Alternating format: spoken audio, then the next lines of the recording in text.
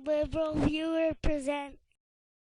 So last week when President George W. Bush and Barack Obama both agreed on unconstitutional amendments to the Foreign Intelligence Surveillance Act, it only added insult to injury to have to hear it reported on Fox News like this. Senator Barack Obama voted for the surveillance bill despite his opposition to it in the past, and today's vote appears to be the latest move that has many questioning his commitment to his liberal principles. But while I disagree with Obama's decision, calling it an abandonment of principle may have more to do with the Fox News caricature of Obama as a leftist than with the core change in Obama, as Obama himself explained the previous week when talking about the FISA bill here. What happens is I get tagged as being on the left, and when I simply describe what have been my positions consistently, then suddenly people act surprised. But there hasn't been substantial shifts there.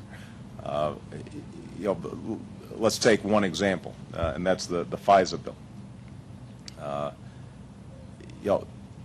I have consistently said that the underlying program was one that was necessary and important. I also felt consistently that we have to have some oversight and that the FISA court has to be involved in it. The compromise that came out of the House was not the compromise necessarily that I would have designed, but it met my basic criteria that the FISA court was going to be involved exclusively in overseeing that program.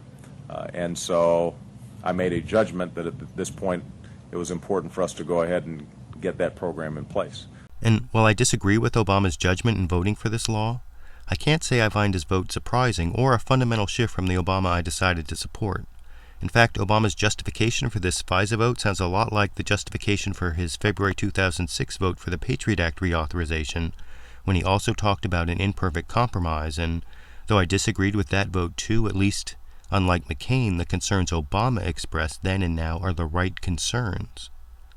Honestly, I don't expect a viable candidate to always forgo political pragmatism to take an unpopular position that best protects civil liberties.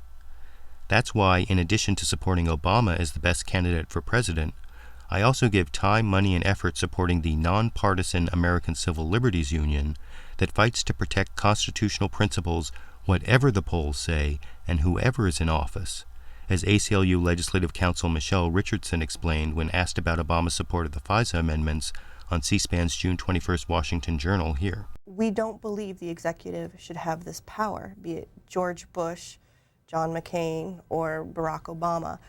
It fundamentally shifts the balance of power. It completely frustrates all the laws that we currently have.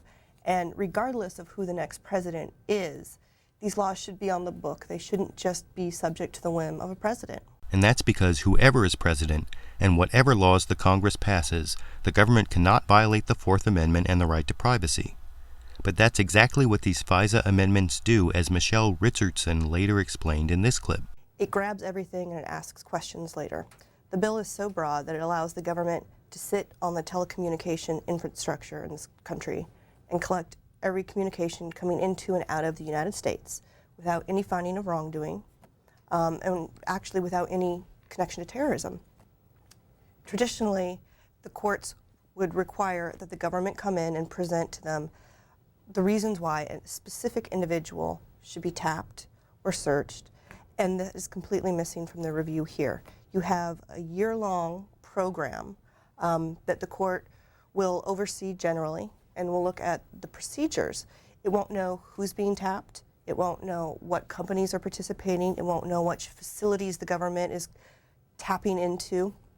And the review is not what courts have ever really done in wiretapping review in the past. So with the Congress granting the executive such unprecedented authority to listen in on international communications without permission from a judge, filing a lawsuit on behalf of those Americans most affected is the next logical step, as Jamil Jaffer, director of the ACLU's National Security Project, explained here. The lawsuit involves a challenge by a coalition of organizations, human rights organizations, reporters, media organizations, humanitarian organizations, legal organizations, all of which share one thing in common, which is that they value the confidentiality of their international communications. You can find the rest of that video and more information about the ACLU lawsuit at aclu.org/FAA.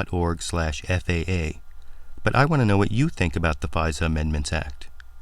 Do you think that just by claiming they are not targeting Americans, U.S. government officials should be able to gather up all communications going into and out of the United States without any showing of wrongdoing and with court review only of the general program and not the specific wiretaps?